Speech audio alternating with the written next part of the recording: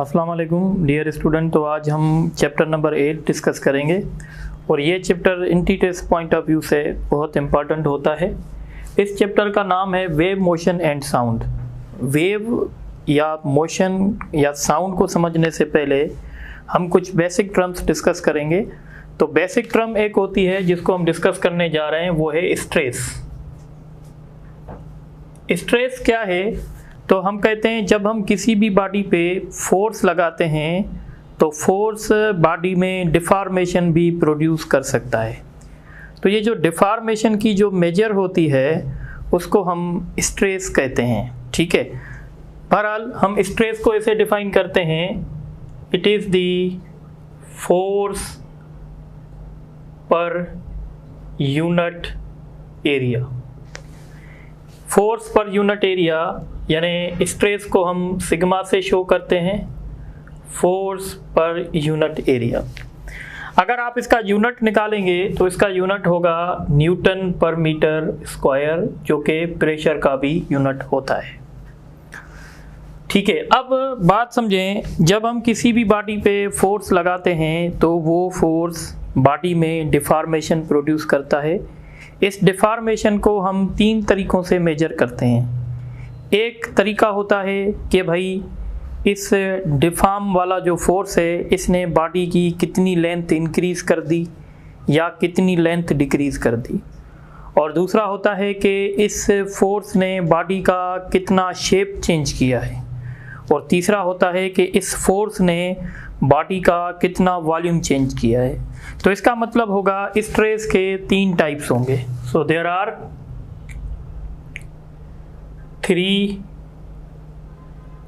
Types of stress. एक stress को कहते हैं टेंसाइल स्ट्रेस। टेंसाइल स्ट्रेस, या बेहतर है कि आप इसको लॉन्गिट्यूडनल स्ट्रेन लिख लें, longitudinal stress. What is longitudinal stress? तो हम कहते हैं जब फोर्स किसी बॉडी का लेंथ इंक्रीज करता है या लेंथ डिक्रीज करता है तो हम उसको लॉन्गिट्यूडनल स्ट्रेस कहते हैं। तो हम कहेंगे द स्ट्रेस विच increases या which changes the length of object। ठीक है, सपोज करें अगर हमारे पास ये रॉड थी, इस रॉड पे जब हमने लोड रखा तो लोड रखने से इसकी लेंथ जो है ये चेंज हो गई। तो यहाँ पे हम डिस्कस करेंगे लॉन्गिट्यूडनल स्ट्रेस। लॉन्गिट्यूडनल स्ट्रेस के 2 टाइप्स होते हैं, एक को कहते हैं टेंसाइल स्ट्रेस और एक को कहते हैं कंप्रेशनल स्ट्रेस। टेंसाइल स्ट्रेस हम तब कहते हैं जब लेंथ में इंक्रीमेंट आता है और कंप्रेशनल स्ट्रेस हम तब कहते हैं जब लेंथ में डिक्रीमेंट आता है। ठीक है, अब हम डिस्कस करेंगे स्ट्रेस का दूसरा टाइप और इसको कहते हैं volumetric stress. What is volumetric stress? तो हम कहते हैं the stress which changes the volume of object. The stress which changes the volume of object. उसके बाद हमारे पास होता है, इसको हम डिस्कस करते हैं shearing stress। What is shearing stress? तो सपोज करें हमारे पास एक ऐसा, ये समझें कि एक किस्म का शेप था और जब हमने इस पे फोर्स अप्लाई किया तो इसका शेप कुछ इस तरीके से हो गया है। तो हम कहेंगे कि इसमें shearing स्ट्रेस अप्लाई हुई है। shearing स्ट्रेस क्या करेगी? शेप को चेंज कर देगी। सो the stress which changes the shape of object। ठीक है, तो जो लेंथ में इंक्रीमेंट या डिक्रीमेंट करेगी उसको लॉन्गिट्यूडनल स्ट्रेस कहेंगे, जो वॉल्यूम में चेंजेस करेंगी उसको वॉल्यूमेट्रिक स्ट्रेस कहेंगे, और जो शेप में चेंजेस करेंगी उसको शेयरिंग स्ट्रेस कहेंगे। जब हम किसी बॉडी पे स्ट्रेस अप्लाई करते हैं तो उस बॉडी में लेंथ में चेंज आती है या वॉल्यूम में चेंज आती है या उसके शेप में चेंज आती है, और जब हम इसके चेंज को ओरिजिनल के साथ कंपेयर करते हैं तो हमारे पास एक और फिजिकल क्वांटिटी आती है जिसको हम कहते हैं strain. So what is strain? ये रेशो है, it is the ratio of change in length पर ओरिजिनल लेंथ, ठीक है, और इसको हम सिग्मा से शो करते हैं, डेल्टा एल बाई एल। अच्छा, अब जैसे आपने सुना कि हमारे पास स्ट्रेस के 3 टाइप्स हैं, तो स्ट्रेन के भी 3 टाइप्स हैं। एक स्ट्रेन को कहेंगे लॉन्गिट्यूडनल स्ट्रेन, लॉन्गिट्यूडनल स्ट्रेन, ठीक है। तो लॉन्गिट्यूडनल स्ट्रेन मतलब लेंथ में तब्दीली होगी, तो हम कहेंगे it is the ratio of change in length upon original length. काम की बात यह है कि इसके पास कोई यूनिट नहीं है, नो यूनिट नो डायमेंशन। इसी के साथ अगर हम डिस्कस करेंगे वॉल्यूमेट्रिक स्ट्रेन, तो आप समझ गए होंगे वॉल्यूमेट्रिक स्ट्रेन क्या होगा। It is the ratio of change in volume upon original volume. इसके बाद हमारे पास है शेयरिंग स्ट्रेस। शेयरिंग स्ट्रेस भी आप समझ गए होंगे कि हम देखेंगे ओरिजिनल शेप क्या था और शेप में तब्दीली कैसे आई। बहरहाल हम इसको एंगल्स में मेजर करते हैं, तो अभी हम इसको इतना डिस्कस नहीं करेंगे। अब हम आते हैं, एक दूसरा इंपॉर्टेंट टॉपिक है हमारे पास जिसको कहते हैं हुक्स लॉ। सारी बात हमारी यहाँ से शुरू होगी, इसको केयरफुली हम समझेंगे। हुक्स लॉ ने एक बात बताई, हुक्स लॉ ने कहा कि जितनी आप स्ट्रेस ज़्यादा डालोगे किसी भी ऑब्जेक्ट में उतना उसमें स्ट्रेस क्रिएट होगा। सपोज़ अगर ये स्प्रिंग है, अगर इस स्प्रिंग पे मैं 5 किलोग्राम बॉडी हैंग करूँगा तो इसमें एक्सटेंशन कम आएगा, पर अगर इसी स्प्रिंग में मैं 5 किलोग्राम बॉडी दूसरी ऐड कर दूंगा तो इसमें एक्सटेंशन यानी इसकी जो लेंथ बढ़ेगी ज़्यादा बढ़ेगी। तो हुक्स ने कहा है the stress is directly proportional to strain within elastic limits. अच्छा, सबसे पहले यहाँ पे हम कहेंगे stress is directly proportional to strain, और प्रोपोर्शनलिटी की जब साइन रिमूव करेंगे तो यहाँ पे मॉड्यूलस होगा, और इस मॉड्यूलस को कहेंगे where Y is called modulus of elasticity. क्या कहेंगे? Modulus of elasticity. और मॉड्यूलस ऑफ इलास्टिसिटी जो है बेसिकली ये रेशो है, अगर आप इसको डिफाइन करना चाहें तो it is the ratio of stress to strain. तो मॉड्यूलस ऑफ इलास्टिसिटी का यूनिट वही होगा जो यूनिट स्ट्रेस का होगा, क्योंकि स्ट्रेन का कोई यूनिट नहीं होगा। अब यहाँ पे एक मैं चीज़ ऐड कर दूँ, what is elasticity? What is elasticity? तो हम कहते हैं इलास्टिसिटी मटेरियल की, किसी भी ऑब्जेक्ट की वो एबिलिटी होती है जो ऑब्जेक्ट को ओरिजिनल पोजीशन में लेके आती है जब हम उसमें से डिफॉर्मेबल फोर्स को रिमूव करते हैं। सपोज ये स्प्रिंग पहले ऐसे था, ठीक है, इस स्प्रिंग पे हमने फोर्स लगा के इसको स्ट्रेच किया। अब जब हम ये फोर्स रिमूव करेंगे तो स्प्रिंग अपनी ओरिजिनल पोजीशन में आ जाएगा। तो कौन सी चीज़ थी जिसने स्प्रिंग को अपनी ओरिजिनल पोजीशन में लेके आई? तो हम कहेंगे स्प्रिंग एक इलास्टिक बॉडी है। जो भी इलास्टिक बॉडी होगी उसके पास ये एबिलिटी होगी कि वो अपनी पोजीशन को रीस्टोर करेगी। So it is the ability of a substance या ऑफ अ बॉडी या of object to regain its original position after the removal of deformable force। ठीक है, जब हम डिफॉर्मेबल फोर्स रिमूव करेंगे तो मटेरियल की वो प्रॉपर्टी जो उसको ओरिजिनल शेप में ले आए उसको कहते हैं इलास्टिसिटी। ठीक है, अब हम आते हैं यहाँ पे। तो जैसे मैंने आपको बताया कि what is modulus of elasticity, it is the ratio of stress and strain. So modulus of elasticity की अगर आप डेफिनेशन लिखेंगे, what is modulus of elasticity, तो हम कहेंगे it is the ratio of stress and strain. अब देखें, जैसे शुरुआत में मैंने बताया हमारे पास 3 तरह की स्ट्रेस होती हैं, 3 तरह की स्ट्रेन होती हैं, तो इसलिए हम कहेंगे कि मॉड्यूलस ऑफ इलास्टिसिटी के 3 टाइप्स होंगे। एक है जिसको कहते हैं यंग मॉड्यूलस। ठीक है, व्हाट इज यंग मॉड्यूलस, तो हम कहते हैं ये रेशो होगा, तो हम कहते हैं it is the ratio of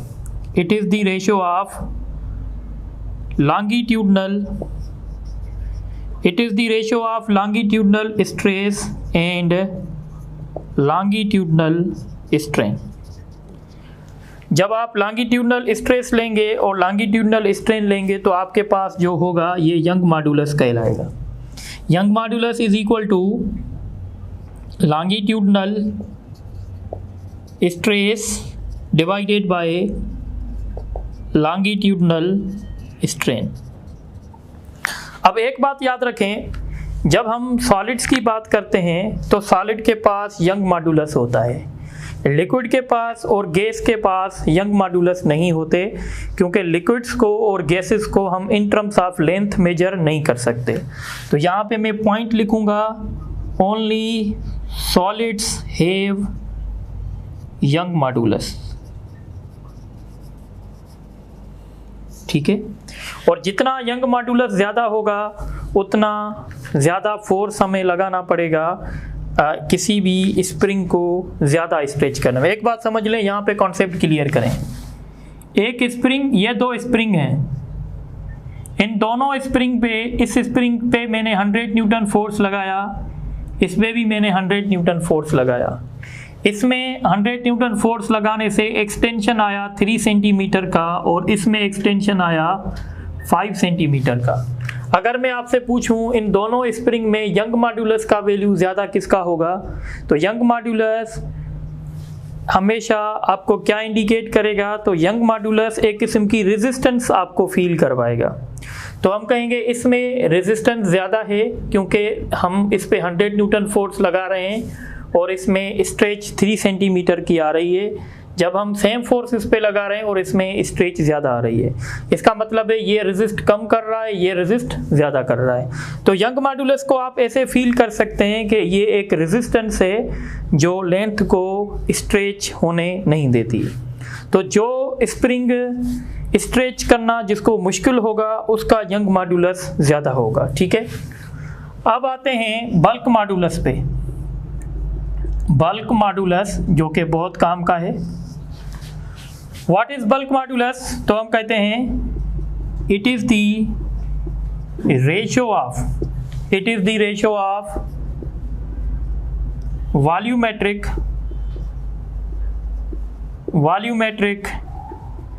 stress and volumetric strain, यानी इसको हम शो करते हैं बीटा से। ठीक है, और ऊपर लिखेंगे जो हैं हम, और ये इस ऐसे भी बराबर होगा P/ΔV/V। ठीक है, ये ऐसे भी हम इसको लिख सकते हैं। तो बल्क मॉड्यूलस का फार्मूला आप नोट करें, -P/ΔV/V। ये P जो है वो प्रेशर होता है। ठीक है, अच्छा आप एक बात और याद रखें, बल्क मॉड्यूलस का जो रेसिप्रोकल है ना उसको हम कंप्रेसिबिलिटी कहते हैं। हम इसको ऐसे भी कह सकते हैं, it is the reciprocal of compressibility. देखें अब थोड़ी सी बात समझें। अब अगर मैं आपसे पूछूं, अच्छा ये लिक्विड्स के पास भी होगा, सॉलिड के पास भी होगा, गैसेस के पास भी होगा, क्योंकि हम तीनों चीज़ों को वॉल्यूम में मेजर कर सकते हैं। अब एक जनरल क्वेश्चन है, मैं अगर आपसे पूछूं बल्क मॉड्यूलस का वैल्यू सॉलिड्स के लिए ज़्यादा होगा, लिक्विड्स के लिए ज़्यादा होगा या गैसेस के लिए ज़्यादा होगा, तो याद रखिएगा जो चीज़ कंप्रेस करने में मुश्किल होगी उसका बल्क मॉड्यूलस का वैल्यू ज़्यादा होगा। तो हम कहेंगे solids have higher value of bulk modulus. भाई सॉलिड के पास बल्क मॉड्यूलस का वैल्यू ज़्यादा क्यों है? क्योंकि बल्क मॉड्यूलस कंप्रेसिबिलिटी का रेसिप्रोकल है और हम सॉलिड को कंप्रेस नहीं कर सकते, इसीलिए उसका बल्क मॉड्यूलस का वैल्यू ज़्यादा होगा। ठीक है। अच्छा, उसके बाद आता है modulus of rigidity. Modulus of rigidity, what is modulus of rigidity? तो it is the ratio of shearing stress and shearing strain। तो आप ये सारी बातें नोट करें तो फिर हम आगे डिस्कस करते हैं।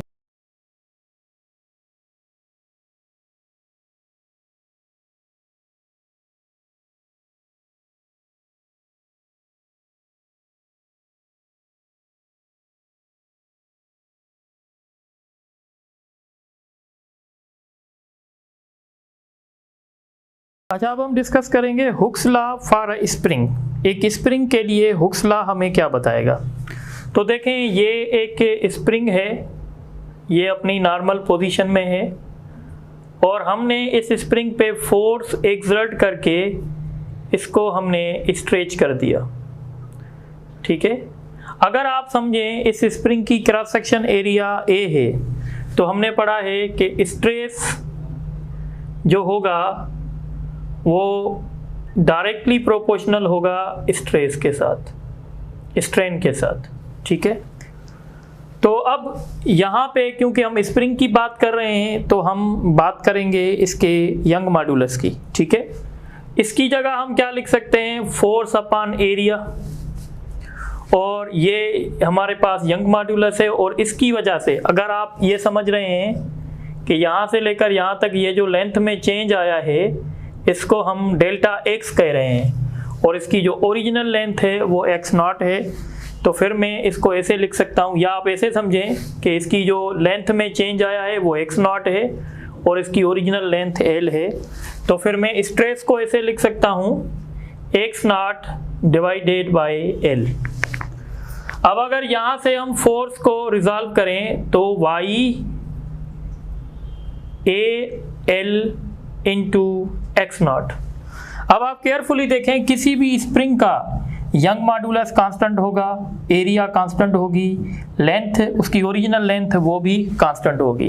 इन तीनों को मिला के मैं एक दूसरा कांस्टेंट रखता हूं और इसको कहते हैं force constant of spring, where K जो है ये वाई ए अपॉन एल के बराबर है और इसको कहते हैं फोर्स कांस्टेंट ऑफ स्प्रिंग, या इसको हुक्स कांस्टेंट भी कहते हैं।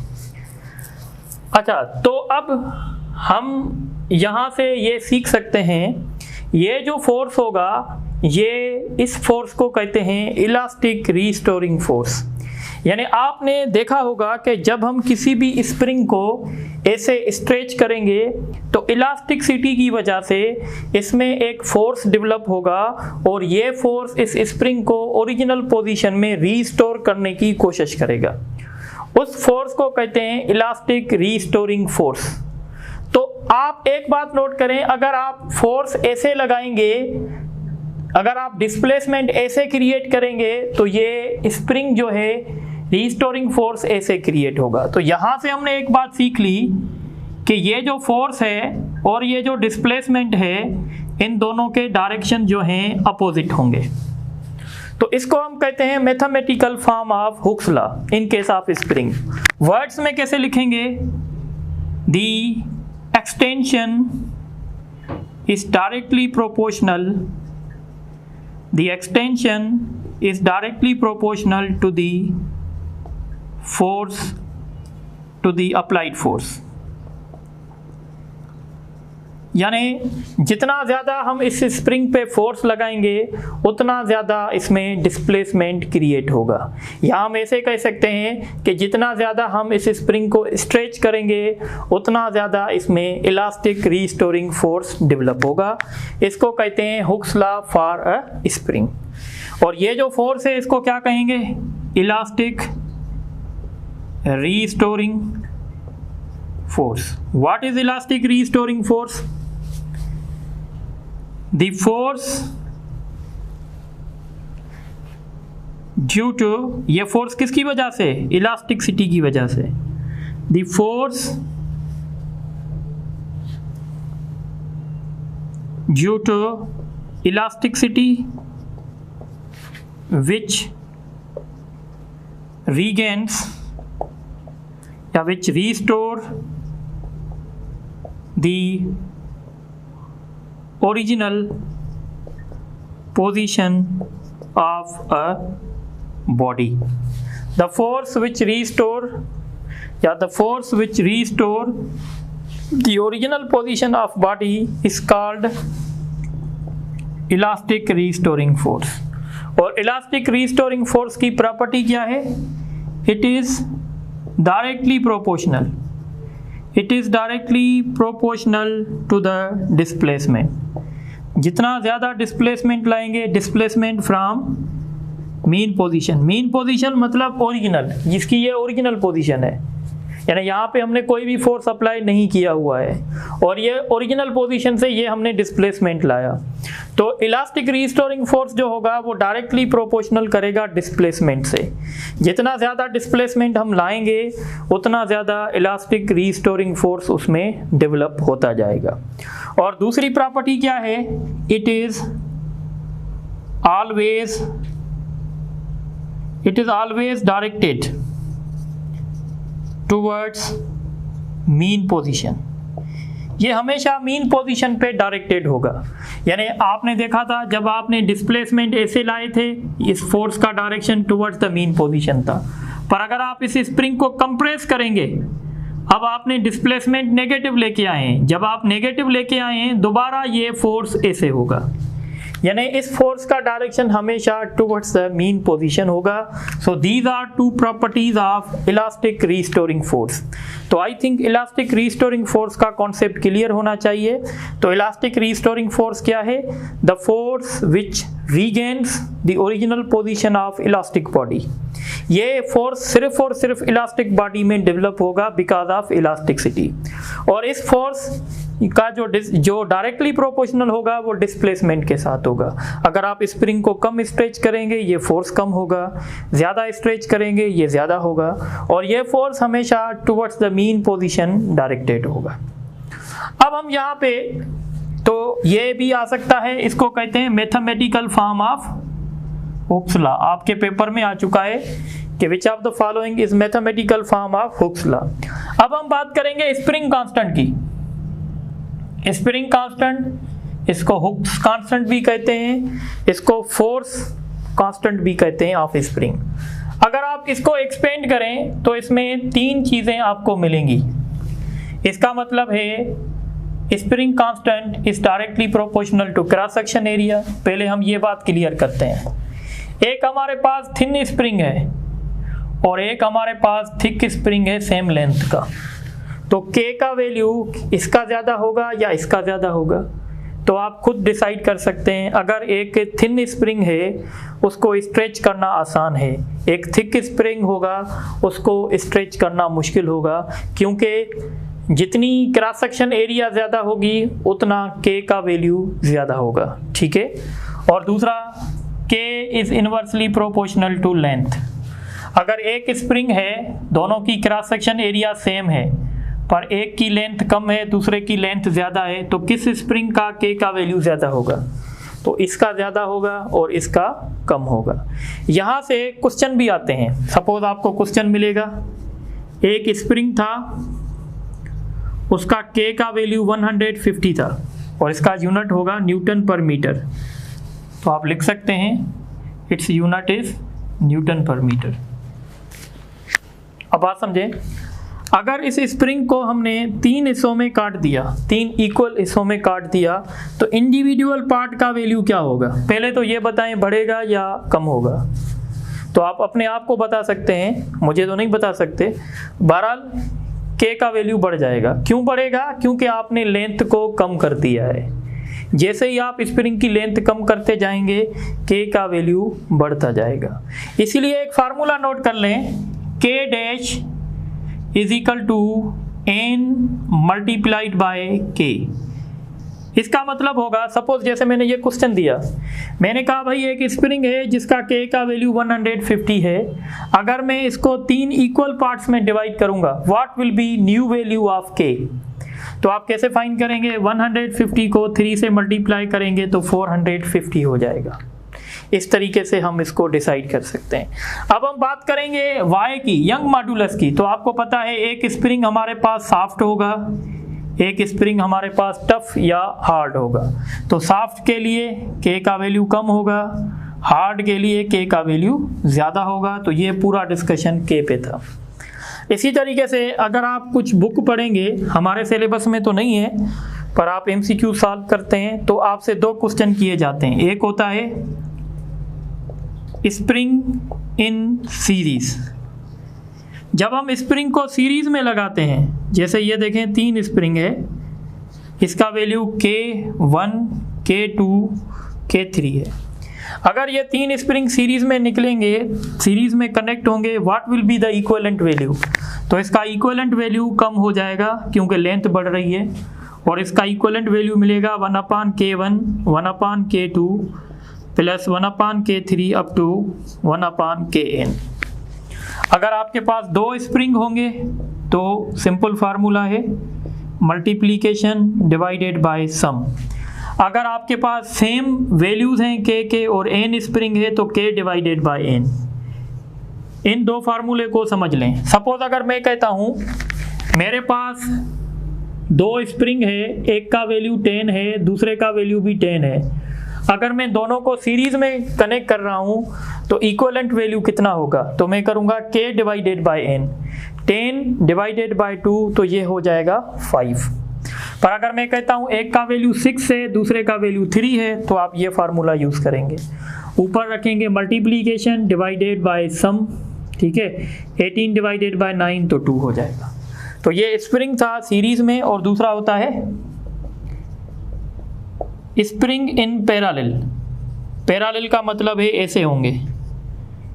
तो जब आप पैरेलल में स्प्रिंग लगाएंगे तो पैरेलल में स्प्रिंग लगाने से आप ऐसे तस्वर करें कि पैरेलल में क्रॉस सेक्शन एरिया बढ़ जाएगी। अगर क्रॉस सेक्शन एरिया बढ़ जाएगी इसका मतलब है के का वैल्यू बढ़ जाएगा। और पैरेलल में सिंपल समेशन होगी K1, K2, K3 up to Kn। अगर इक्वल वैल्यू के होंगे तो n मल्टीप्लाइड बाय k होगा। तो इस तरीके से ये डिस्कशन होता है। तो आप इस डिस्कशन को नोट करें, तो हम इस पे कुछ MCQs करेंगे।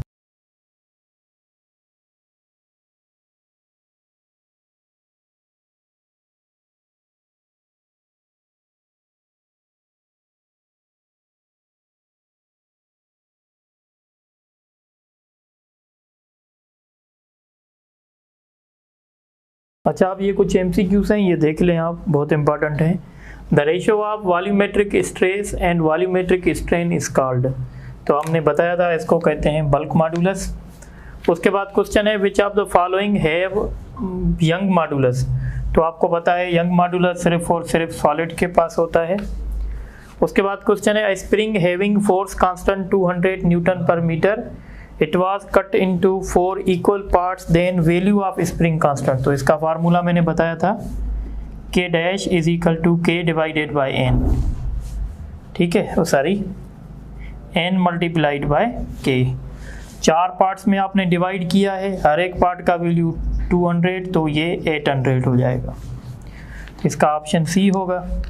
उसके बाद क्वेश्चन है 2 springs having spring constant 120 newton per metre and 40 newton per metre are connected in series, then find the equivalent. तो सीरीज में जब 2 होंगे तो इसका होगा मल्टीप्लिकेशन डिवाइडेड बाय सम। अगर हम इनकी मल्टीप्लिकेशन करेंगे सम करेंगे 160 आएगा, 0 0 से कैंसिल।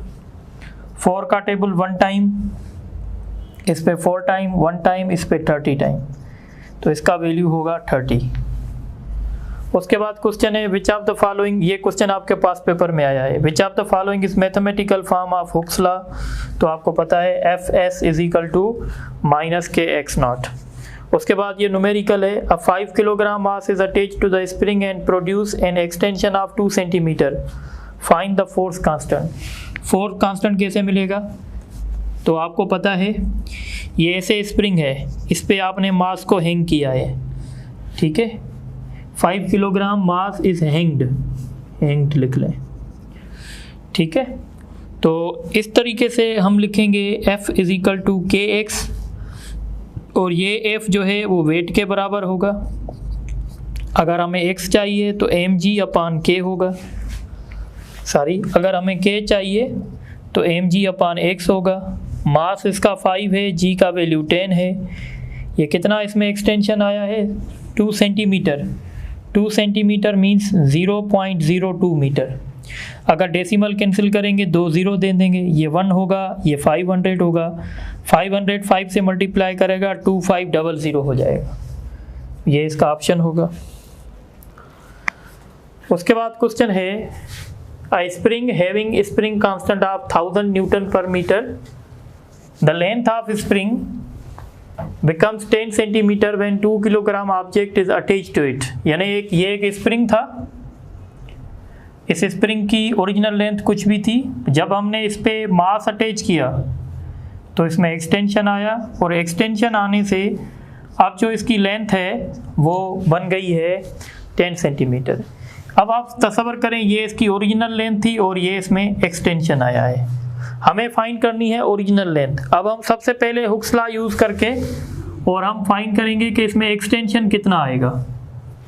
तो आपने मास हैंग किया है तो ये mg के बराबर होगा, के एक्स नॉट। तो mg आपको कितना दिया गया है, मास है 2, g का वैल्यू है 10 और k है आपके पास 1000। एक्स नॉट आपको फाइंड करना है, तो इसी तरीके से ये एक्स नॉट हो जाएगा 20 डिवाइडेड बाय 1000, तो ये बराबर होगा 0.02 मीटर यानी 2 सेंटीमीटर, ठीक है।